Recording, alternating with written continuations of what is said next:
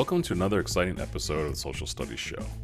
Today we're thrilled to introduce David Mesfin, a visionary creative director at Innocean, specializing in automotive campaigns for Genesis and Hyundai. With over 15 years of expertise, he's orchestrated award-winning campaigns for major events like the Super Bowl, FIFA, and the NFL, launched global brands, and directed the acclaimed documentary Wade in the Water, a powerful exploration of Black surf culture that has earned worldwide recognition and distribution deals with Amazon, PBS, and Comcast, generating over 163 million media impressions. From leading dynamic teams to collaborating with C-suite executives, David's career exemplifies innovation across digital, social, and experiential platforms. David, thank you so much for joining us. You are just a creative marvel. I have been loving just corresponding with you and just becoming your friend and just learning so much about the work that you do. And for me, it's constantly inspiring, and seeing how you inspire others that work with you and around you. It was great coming to the office and just seeing how your coworkers respond to you, but then also coming to the Black Surfers Collective event and just seeing how you build community, and you're always uplifting people and telling really stories. So thanks so much for joining us on the Social Studies Show. Man, I just appreciate you. So I'm just going to jump right into it. And one of the things that's been really interesting to me is I really want to learn about your story from being an immigrant to working in advertising and actually driving culture. So if you could kind of tell me about that journey. Oh, that's an interesting question. First of all, thank you. It's great to be here. Same to you, brother. It's been great meeting you, and all the connections and the people that we're meeting through surfing and photography. So it's been great. So I'm grateful to that. So jumping to the question. So being an immigrant, advertising. I just stepping back in terms of advertising, I got into it at a very young age. My father worked at an ad agency in Ethiopia as an account person. So at 12, 13, I just used to hang out there. So that was my exposure to it. And as I came to the United States and I figured out the career that I want to go into, it was design and advertising, and I continued that path. And here I am, still doing what I did. What was interesting back then, and what's interesting now in terms of your question about culture and impact. When I worked in Ethiopia, it was during the communist regime. Okay. So, here's where it gets interesting. Yeah. The work that was done was very much about manifesto, communist manifesto. It's it's quotes and whatever the at the time Mengistu, the propaganda would be putting it throughout the nation. Another thing that was interesting about that experience was my father, who fought in the Korean War, when he was young, he was 18, fought in the Korean War. Now he's working with North Koreans that are helping put this propaganda out. So there was a bit of a conflict. So advertising always for me has been a conflict of culture and economics and purpose, no purpose.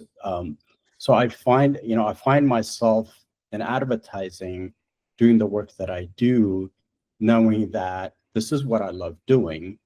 And if it's a great client that you work with, it's a purpose-driven client, then you're outputting some great work, you're building an amazing brand, but at the same time, you want to do purposeful things, and that comes culturally, if you're not getting it in the office, right, you have to kind of do it on your own. And for me,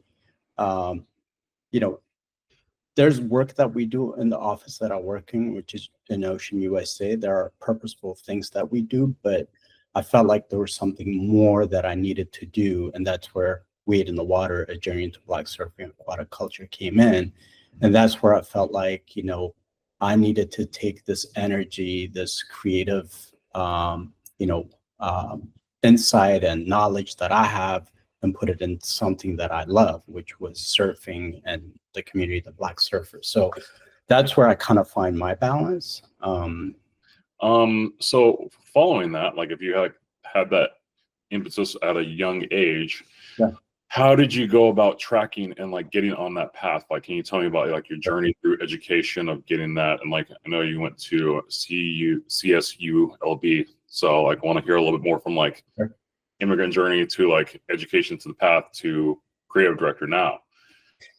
Yeah, no, that's a good question. I think for anyone that's thinking about pursuing, the advertising career, I mean, there are ways I guess you can make it without having gone to school if you're just like this amazing human being, just has the knowledge. But I highly recommend going through school. And my approach was, high school, public school, and then I started college in Florida, where I lived at the time. I was adopted and brought here, and I lived with a family. So I went to Flagler College, and then eventually I felt like, I needed diversity, and I needed, people that look like me, um, you know, reflecting who I am and the culture that I come from Ethiopia. And I saw that opportunity in Los Angeles. So as such, I moved to Long Beach, Cal State Long Beach. At that time, when I moved here, I'm not going to give time away because you're going to figure out my age. So when I moved here, Cal State Long Beach, at the time, Cal State Long Beach, California State University Long Beach at the time was number 8 in the nation for an advertising program. Mm-hmm. And that was if you get your bachelor's of fine art, which was an additional 2 years that you would take. And there was a professor by the name Archie Boston, Okay. who's African-American and an amazing professor, still lives in LA. Yep, amazing. Yeah, much love to him. He's changed so many lives. So I ended up going to high school, Cal State Long Beach, going through the BFA program. I applied the first time. I didn't get in. It was failure. I threw everything that was in my book. I completely took everything out, threw it away, started from scratch, built my portfolio up, applied the second time, got accepted. And I can get into it. Like, I had a conversation with him, and he basically told me, there's no easy way in. You have to do the work. Gotcha. And he told me where things were not working in my portfolio, where things were working, what I needed to do to make it into the program, as he does for everyone. Mm-hmm. And he was very clear about it.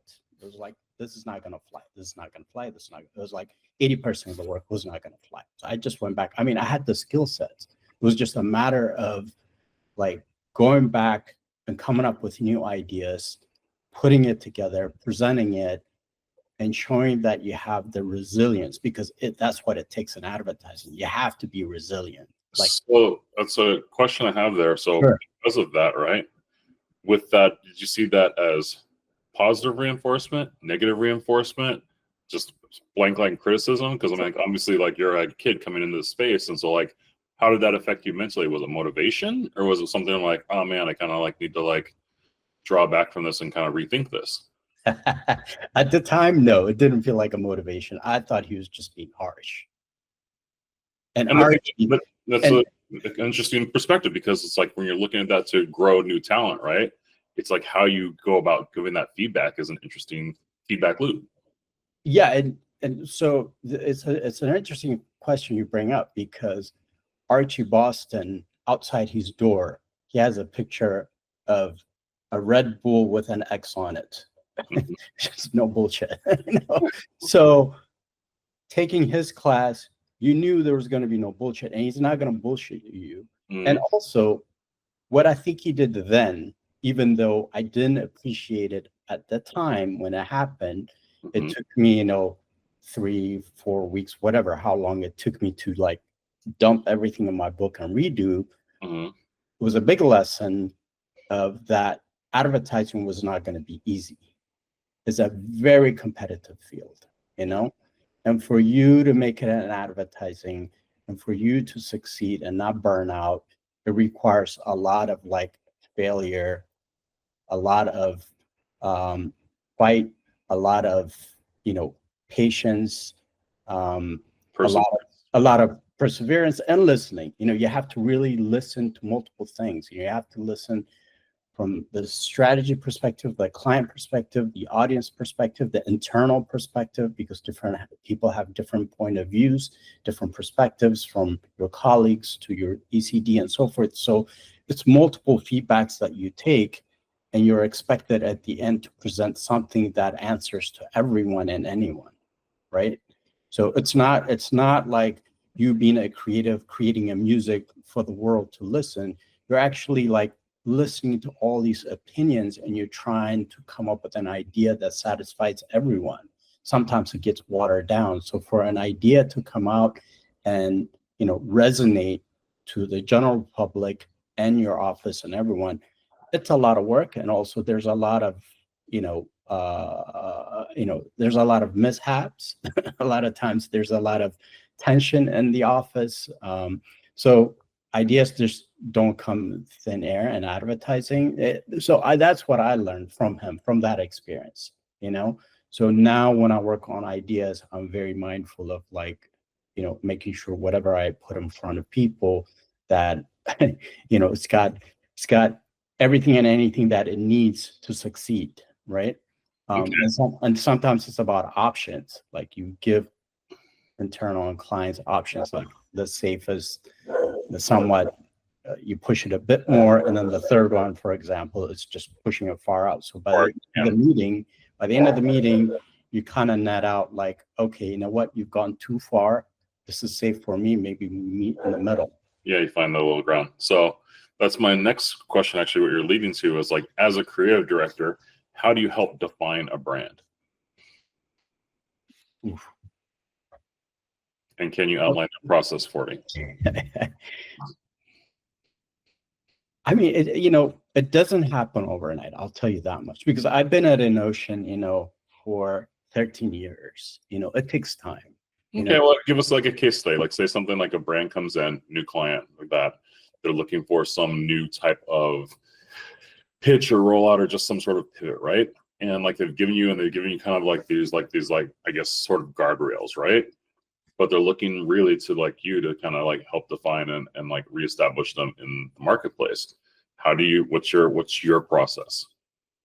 And then how do you follow through to the agency and client? Yeah. I mean, my process would be, you know, based on experience and work that I've done up to now, is that the client and our team really find out what's the North Star for this brand. You have to have a North Star, like something that you believe in, something that the brand believes in, right? If you don't have that, you're just creating content left and right and spending money, right? But if you have that purpose, whatever that purpose is, why this brand exists, I think you will succeed. I've seen that in multiple examples. You know, I think, and I don't want to get into what we do at the office, but I'll give examples of other brands. You know, whether you look at Nike, Apple, these are brands who've kind of found their purpose from the beginning, and they've kind of stuck by it, and they've been successful. And there's sort of like a repetitive, like every time you see something come out of Nike, you know what their purpose is, right? So that I would say is the most important thing. Like finding your North Star, and then like staying on messaging and like bringing that message to consumers. Exactly. I mean, you know, you're spending all this money to remind your consumers that this is what we stand for. And people don't buy things because, you know, a shoes is comfortable or has this amazing technology and so forth. And I think that's where Nike sort of discovered who they are and their purposes. It's about the athlete, right?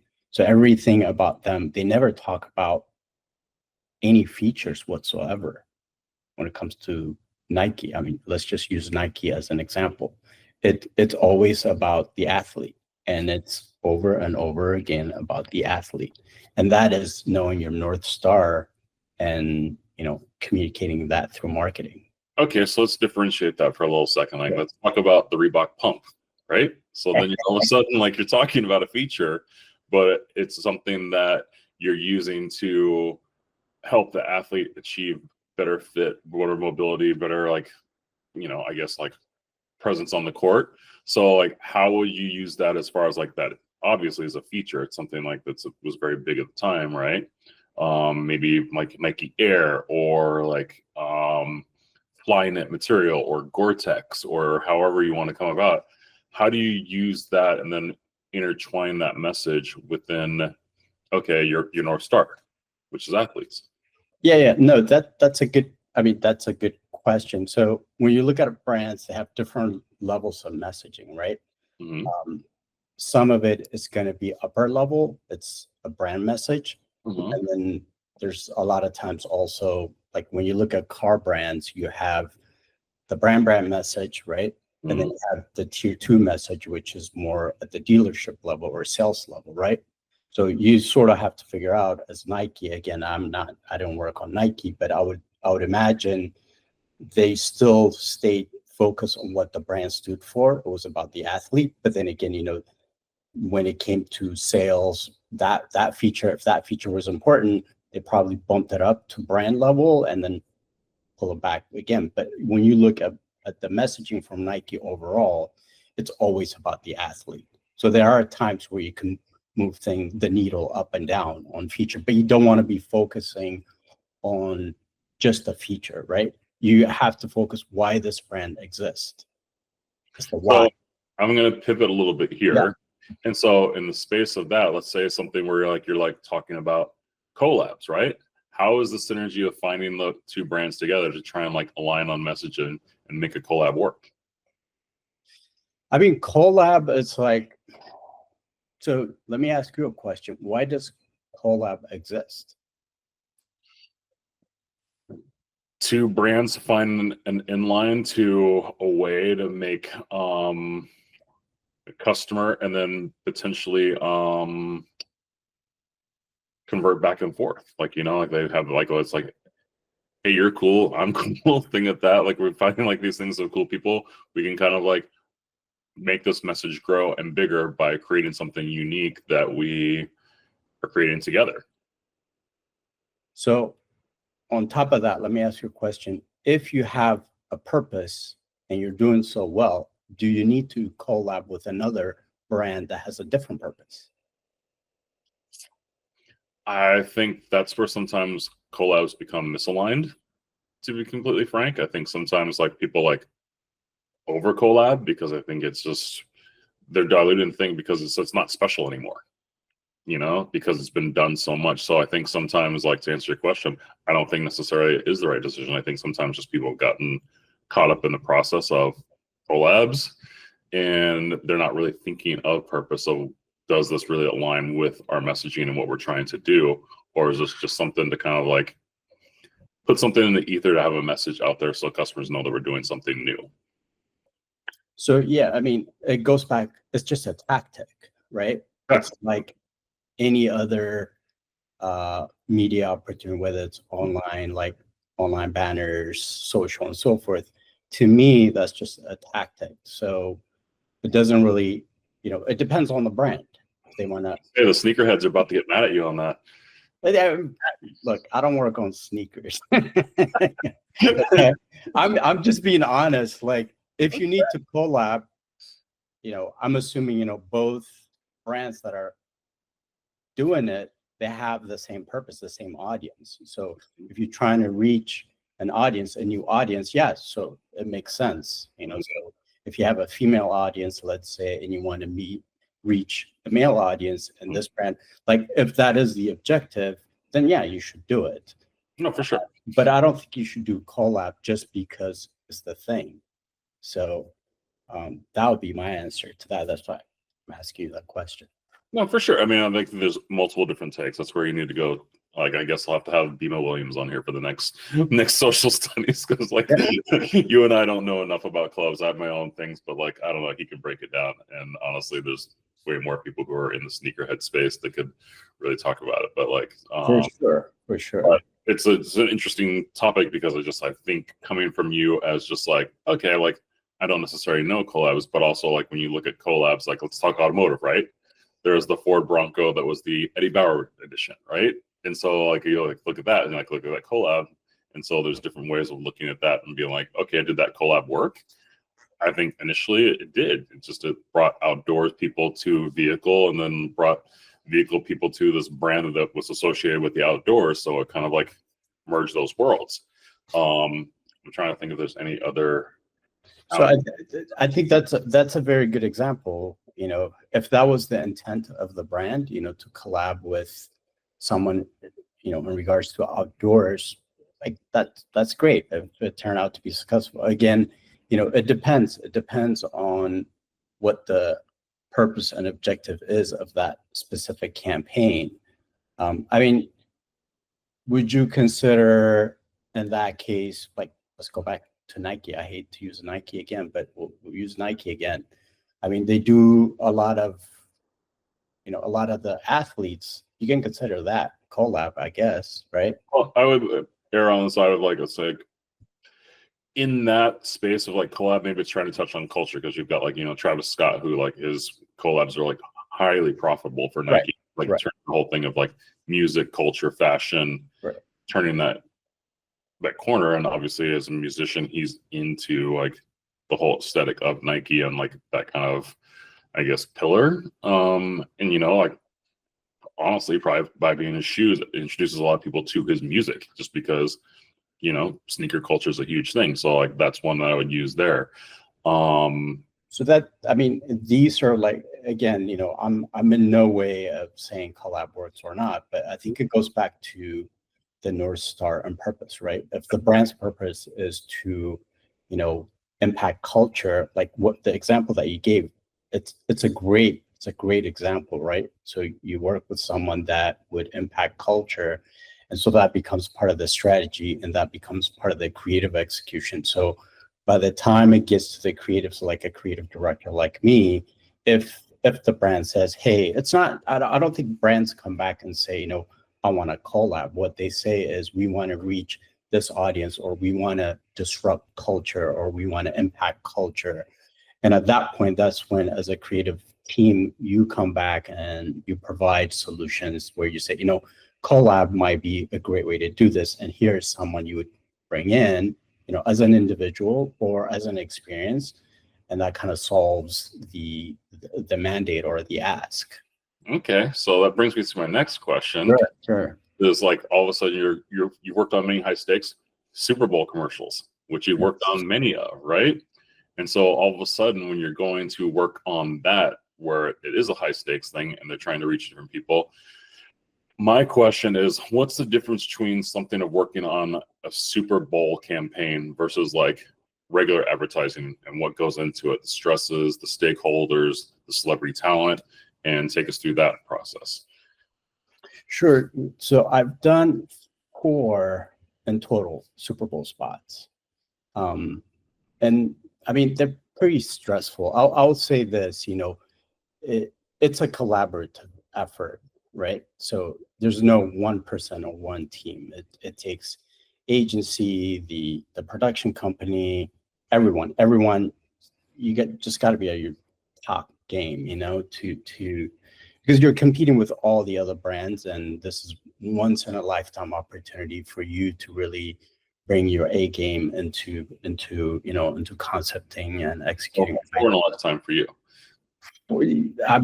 That's a blessing, you know, and again, you know, it's never just me. It's I know, I'm just people. Yeah.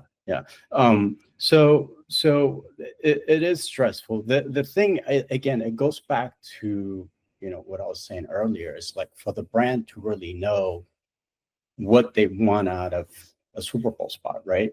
So it's like, this is your opportunity to talk about your purpose. This is your opportunity to talk about your North Star, who you are as a brand and what you stand for. And it varies, you know, from brand to brand. What you want to do varies. The one thing about Super Bowl from the audience perspective is humor, right? Like humor is what people want. They want just a release of like, that's the moment where like you can make a cultural impact or a social impact, or, you know, a spot that resonates with people in terms of story. So you're trying to figure out like so many layers of what you want to do for the brand, how you're going to be perceived against other brands, how the consumer is going to look at the brand moving forward. So you can't make you're betting on making sure whatever you put in front of the audience is successful. And there's times where like we've done work that was not successful, and there's times we've done stuff that's quite successful. And it all varies, all varies. So there's no like, there's no, I guess, there's no like solution to it that you can come to, you arrive to. What it takes is just multiple of ideas being thrown at the strategy and objective that, the client and the strategy team has put together. And you have a total of like, it varies from agency to agency, varies. Whereas, where I work, you have like teams. And when I say teams, you have a writer, art director pitching ideas day in, day out. And, as a team, I remember, working with my partner, we would come up with like, overnight, you would come up with like, 10, 20 ideas. You put it in front of your executive creative director and CCOs, and, all of it dies or one makes it. And then that idea just changes and evolves and evolves. And then you have multiple teams, 10 or 11 teams doing the same thing. So at the end, what rises at the top is the best of the best idea that very much resonates with what the client wants to do, what we want to communicate to the audience, and and what we feel like is the right creative to put out. And it goes out in the world, and you hope for the best. So it's been, it's a stressful, I would say it's probably one of the most stressful projects I've worked on. But that resilience and continuing to try over and over again and not give up really goes back to Archie Boston, for me. That's a great insight. For me, again, looking at that with advertising like that, there's so many awards given in advertising. And so for me, like, I'm curious about, do awards in advertising actually create impact, and how do they overlap? And because you've worked in advertising, but you also have worked in documentary film, like with your film Wade in the Water, I'm curious of like, which one of those is more meaningful for you? Is it like having a documentary award, or like having an advertising award, or like they're both your children, but have different qualities that you love about each, So take me through that if you could. I mean, from my point of view, I just being, honest, I love awards. That's why I have them on my website, and that's why I submit into film festivals. So I would admit to that. David loves the Gold Star. Who doesn't, right? Yeah, for sure. I think, at the end of the day, it comes down to, I mean, for me, it's a proof point to show that, your idea resonated, and your idea was, it touched, the people that judge it are creatives, right? It's not the general audience. So within your colleagues and coworkers and the field is basically, saying like, this idea resonated with us, as such it gets a gold, whatever, right? So it's great to have. And I think, for clients, from clients' perspective, they appreciate it. I think if you have a client that, that has a mandate to either, disrupt, impact, push the needle of creativity, for them, they love it, They want to make sure, whatever they're investing into not only pushes, the numbers in terms of sales and so forth and marketing, but also that it is pushing creativity, right? What's the validation of like your It is a validation. Yeah. It is a validation. So you have clients who appreciate that and push, and then you have some clients who are just not interested in awards. And you sometimes have, agencies who are not interested in. I don't know if there are any agencies that would not want to win awards, but again, to each his own. That's my point of view. I don't mind awards. I mean, It's nice. So how does that nature change when you start putting it into the documentary film space, which again, like we haven't talked as much about here, but like obviously you just finished your first documentary film. Obviously you've been in production for a lot of different ways in that, but to have this creation that you've created for yourself from like top to bottom, like, you know, it's like really is your baby. And like, you know, obviously you brought on different stakeholders, but it's like, it's your vision, to win awards for like best documentary film for, I think, Portugal, best documentary film for, God, I'm trying to think, it was like another surf. I mean, you can tell me, there's a few of them. Yeah, there's a few of them. So it is, again, it goes back to validation. I mean, I learned it through advertising, right? That you need that validation. Like right now, I want to work on Wade in the Water Part 2. That's, you know, that's sort of like my vision is to continue to develop this sort of like franchise on the side. And I think for you to go back and ask, let's say, investors or donors, you know, it's kind of like a proof, like, hey, it worked really well. It resonated with the audience. I want you to be part of this. So that's one example. The other one is like, you know, in terms of media, it had like 163 million impressions in terms of media. So this is like the data point some people need to invest into a project, right? So I think the same can apply for a brand. It's like if you're getting the media impression, you know, organic, let's say, media impression, if you're winning an award as an agency, I think for the client, it's like it gives some comfort, like if that is the goal that they wanted to achieve, that you're achieving the goal and they have something to measure it by, right? Well, there's two things that I look at, right? And like what's interesting about having the awards and what the impact your film has. One, you're bringing education to the history of Black surfing, which I honestly was not really aware of until I had actually seen your film. And so for me, like, obviously that award maybe gets people in seats at theaters or screening or streaming the film like that.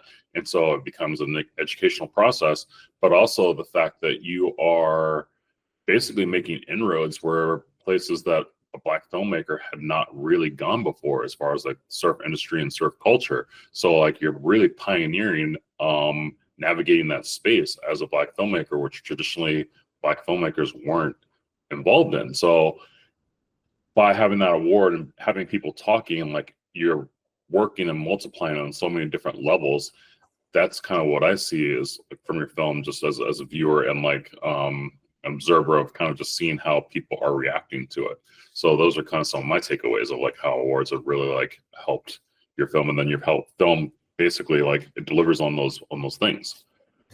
Yeah, I mean, so it goes back to, you know, what I was saying earlier about like you having a North Star and purpose, right? Wade in the Water is really a good case study from like my point of view, not as a brand that I work on, but my point of view. Like the purpose of the documentary was to inspire the next generation of Black surfers, and it grew out of, you know, death of George Floyd and how I felt at the time, and it was a purposeful exercise of creativity to kind of heal myself and my community, the Black surfing community that I love. So that was the purpose, right?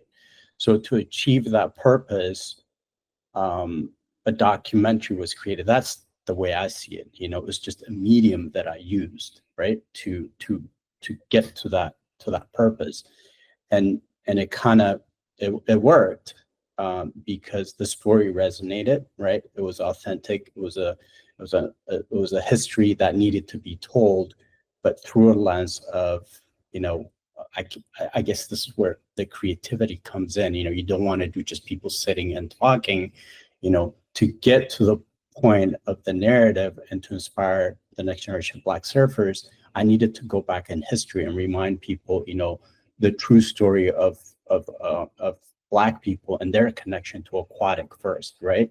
So just break it down, the history of aquatic culture, which is, you know, the 1640 first account of surfing in Africa. That was the beginning of, that's almost like the hook. And then it gets into, you know, the challenges, the spiritual connections that we have and so forth. So if I was to compare it to advertising and how I used what I know, into filmmaking was, find your purpose, make sure, the narrative is authentic, make sure it resonates. So it's got the hook, it's got the historical fact and so forth. And then at the end, submit it, going back to what we were talking about, you submit it into film festivals and award shows. So it resonates not only with the audience, but within, directors and people in the field to say, to validate that this is great, this is new, this is an interesting story, the approach of editorial animation. So it won different awards, like it won for storytelling, it won for animation because there was a lot of animation in it. And that kind of validates you as a storyteller, to I guess, it validates you as someone who can take an idea, bring it to life using the different tools that you have, right? In my case, it was just, I always say I'm not a documentarian. I just use the tool. I just use film as a way. So I have a different question for you. This is kind of like off the cuff like that. Now, when you're seeing this and like you're working in documentary filmmaking, but you're working in advertising, where does AI fit into that picture, and how do you see that being in that? Because like, obviously documentary filming, it's like a completely different kind of metric as far as like moving and creating and how to engage with people. But then, with AI and advertising and stuff like that, how do you see those differences or places where you can actually use them together? So yeah, I mean, that's a question that keeps coming up, AI. And I've always been about pursuing new technology. I have no fear of pursuing technology. That has been my thing. Like even when I was young working in Ethiopia, I just tried the thing that's new, that's hard, figure it out in advance and see where it fits. The same thing, like with the documentary, using documentary to me is just a tool, so like it's a medium, right? It's a medium that I use to communicate the message that I want to get across. If an online banner is like the best means to get an idea across, do it. If AI is the tool that you want to use to get an idea across, use it. That's the way I look at everything, right? So AI has its pros and cons. Everything does. A documentary has its pros and cons and so forth. So I think it's almost like you're in a tool shed and you have all these tools, and it's your decision to sort of say, I want to use this tool for this reason because it achieves the purpose or goal, North Star, right? That's the way I'd look at AI. I did use AI and Wade in the Water because when you're talking about historical, moments within aquatic culture, there isn't really a lot of images. And there were certain narratives that I wanted to tell, and they're, using animation, which I did use animation and a vendor called We Are Royal. Much love, props to them. And it helped narrate a story. At the end, collectively, when you watch Wade in the Water, it's just one part of many tools that I use. So I'm a proponent of new technology, of AI, and when it comes to at the agency level, it's different, right? Like you can't use AI to create a 30-second spot. You just can't. There's a lot of legal issues why you can't. But I think in terms of ideation, and getting your idea on paper and getting it in front of the client and show your vision, it's amazing. It's amazing because we used to spend hours and hours like photoshopping a comp, right? To get an idea to a client, to buy on the idea and the vision that you have in your mind. Whereas now you can just prompt, the journey and get a look. So I'm spending more time on the idea versus the execution. Well, it's funny because like for me as a photographer and like visual and video and stuff like that, a lot of times you have to spend so much time on pitch decks, right? And so for me, just for the like volume of being able to use AI to basically like put in a couple different series of ideas and things like that to help me like basically like shape pitch deck of something in my vision like that. And what it does is sometimes it keys me to maybe think about something I hadn't been thinking about, or to round like bases, or see how it aligns with a company in there. And really, like, you know, it's a thing of like, it's a numbers game where like now I can actually do more volume and create more pitch decks quicker, and its efficiency, because there's only one vision of my mind, but now all of a sudden I can create all these different iterations of it, almost just like I'm like cloning myself. And so it has helped in that place, because now all of a sudden I can like go create more perspectives of myself by using this tool. I mean, have you found, like, when you're prompting things, have you prompt something and an image came up and you're like, oh, that's dope? You know, it just leads you in the whole. I'll be honest, like on the visuals, like it's been nothing I've been like, oh my God, or like that. Like I've seen some cool stuff, kind of thing like that. But for me, it's a lot of just like copy, just literally copy, putting things of that, just like being able to put a concise idea. Because like as a photographer, I'm such a visual person. Like it's like, I mean, for me, like, right, I'm like a picture's worth 1,000 words. But sometimes you got to write 1,000 words before you can take the picture. And so for me, it's just like it's just like it's a means to the ends that way, right? And so that's specifically more of kind of how I've gone about using it, just in my own personal thing. I know other people are like creating stuff in Midjourney, using it for prompts. I've looked at it for like trying to like come up with like different style guides or ideas or different iterations like that. But then like I use those kind of prompts or ideas to go figure out how to create it through my photography or visuals, like myself. It's just more kind of like, right. It's like brainstorming. It is a brainstorming, and that's what you should use it for. It shouldn't be, you know, the final piece of art that you put in front, unless there's a means and needs, like in the case of Wade in the Water. You know, it was my independent project, so a lot of like the black and white illustration that helps narrate the story. It's almost like hiring, you know, an illustrator. I just didn't have the monies to hire an illustrator, and 100%. And like, whereas you know, when it comes to the client side of things, I think it's a great way to, you know, bring a vision to life.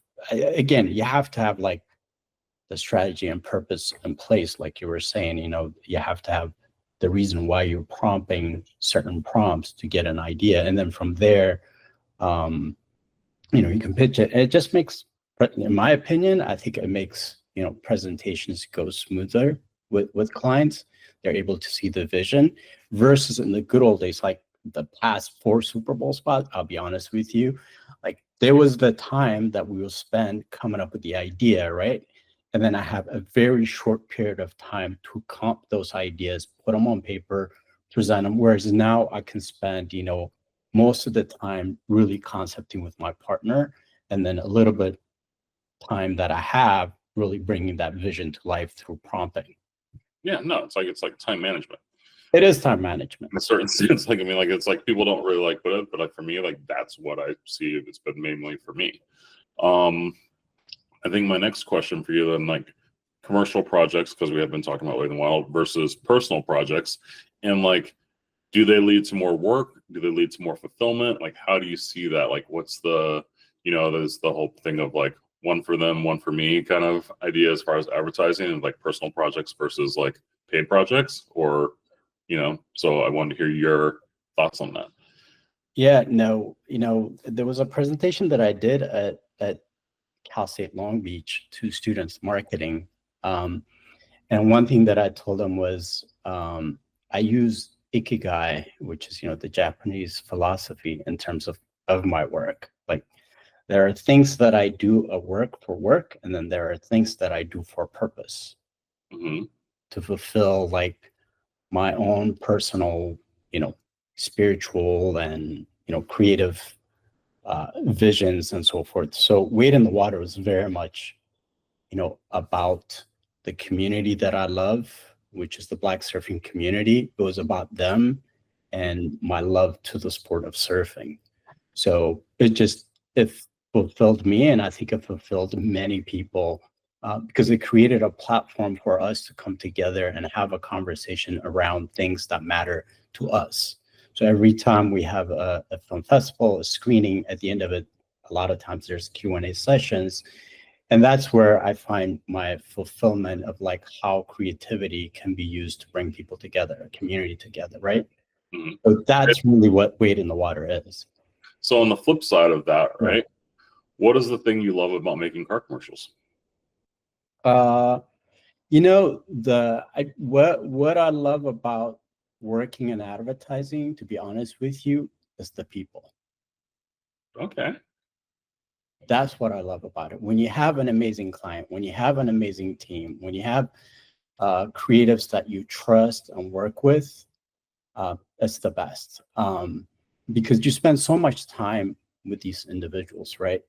I mean, I've been at it like at Innocean 13 years, and I've worked with some amazing people at Innocean. I've learned a lot. I've made some. I mean, it's my second home from my home, right? So that's what I love about it. It's like it's one thing to come up with an idea, execute it, and win an award and so forth.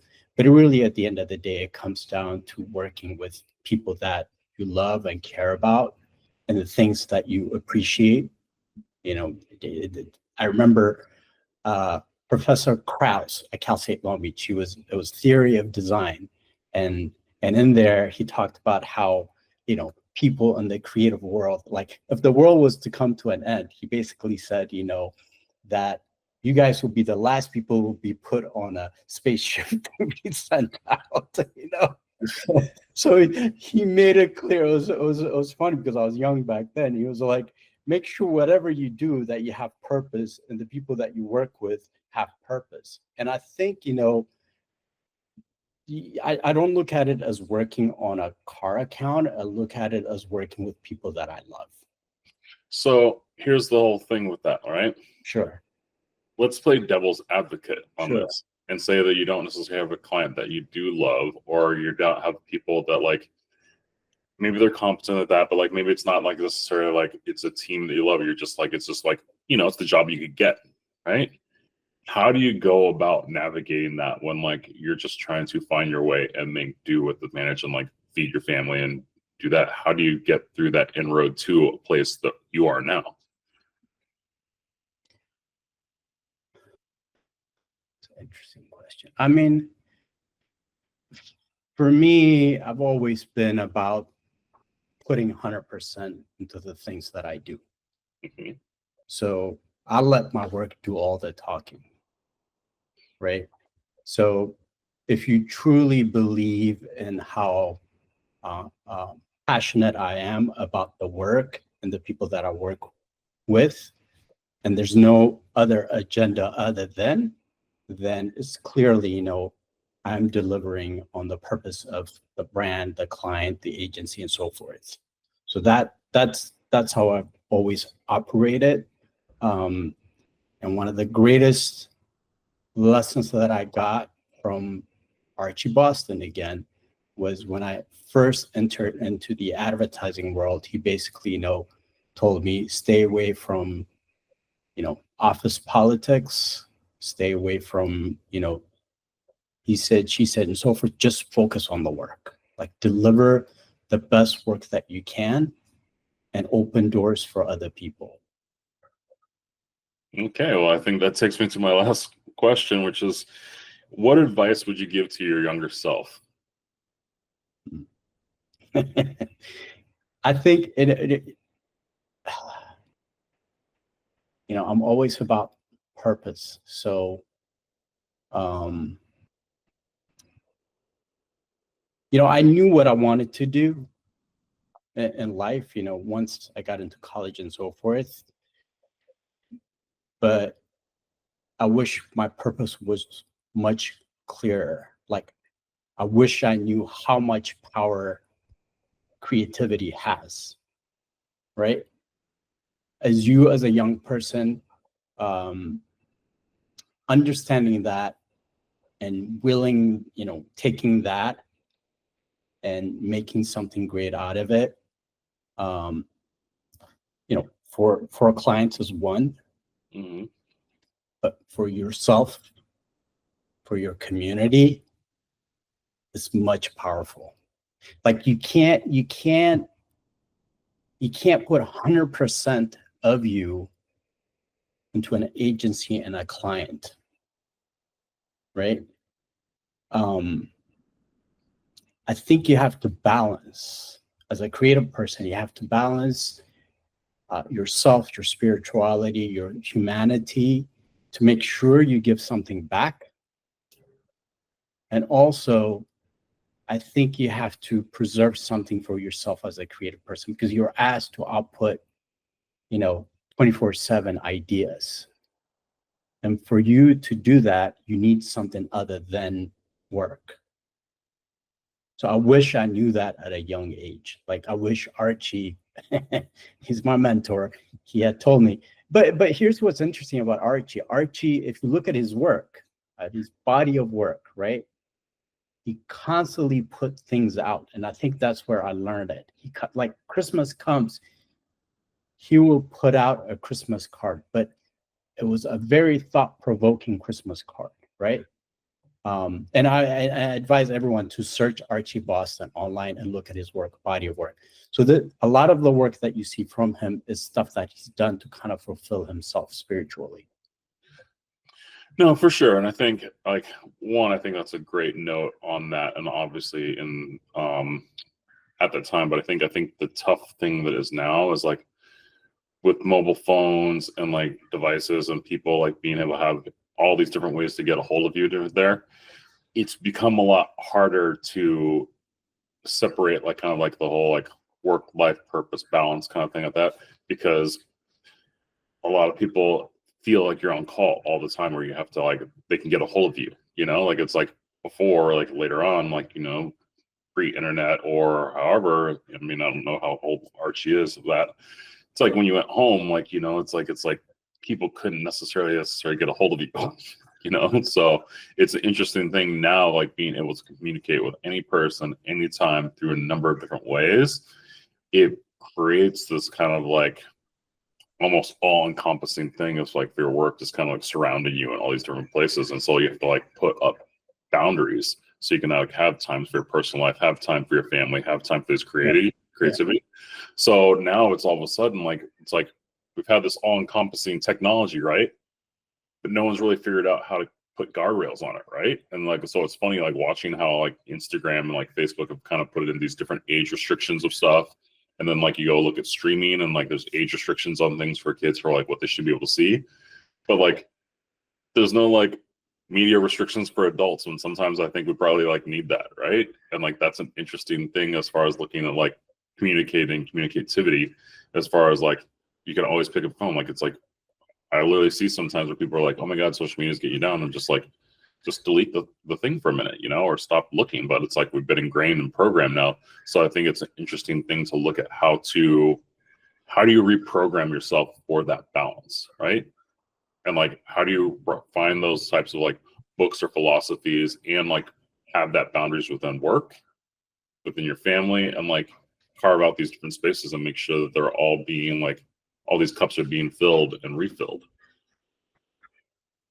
Yeah, that's a loaded question, brother. I mean, I don't know the answer. Like, it's just something that I see, like, it's like the demands on creatives only get more and more.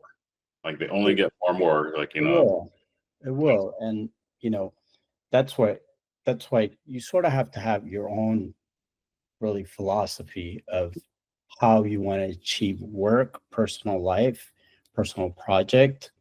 And, the idea of like, you have all these devices and so forth, it's distraction. I set time for myself. You know me, I wake up early in the morning. I wake up way too early sometimes. I mean, get Duke out for a while. We're having this meeting early in the morning, and you and I were fighting about like, I could do it at 5. And you're like, 5 is too early, man. I'm like, I'm up at 5. So for me, I'm a night-out worker. For me, there's a time where like my family's sleeping. There's no dings. There's no email. I shut everything off. that time until my work starts at 9 o'clock, it's really like creative block. And that's where, you know, like I wake up every morning, just I can't wait to get up and like try this new tool or solve this problem, right? It's just that's who I am. And I'm not saying that works for everyone. For some people it might be late at night. So it's really blocking off X amount of time for creativity. And this is like free creativity, just flow, right? Just flow. Like it has nothing to do about a specific project, it has nothing to do about work.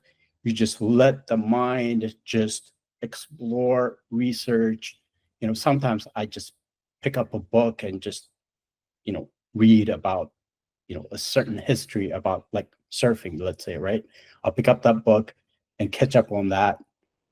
I find this tool for DaVinci Resolve. Like this morning, for example, before our call, I was going through YouTube and found this amazing plugin for DaVinci that takes like your regular, lens, photo lens, but turn it into a cinematic lens. I was like, oh, that's interesting. So I spent the time before you and I jump on a call just playing around with it. I was just like blown away. Like that to me is like, you have to have time for that, because when the big project comes, like a Super Bowl spot or, a campaign, whatever, that's when I go back to my tool shed and be like, yeah, that would work perfectly here. No, for sure. I definitely see that. So thank you so much, David, for joining us on the Social Studies Show. I really appreciate your time and just so many gems in here and just nuggets of wisdom and creativity. So thank you so much for your time. I really appreciate you being on the show for us. Thank you. Right on. Let's go surf. Okay.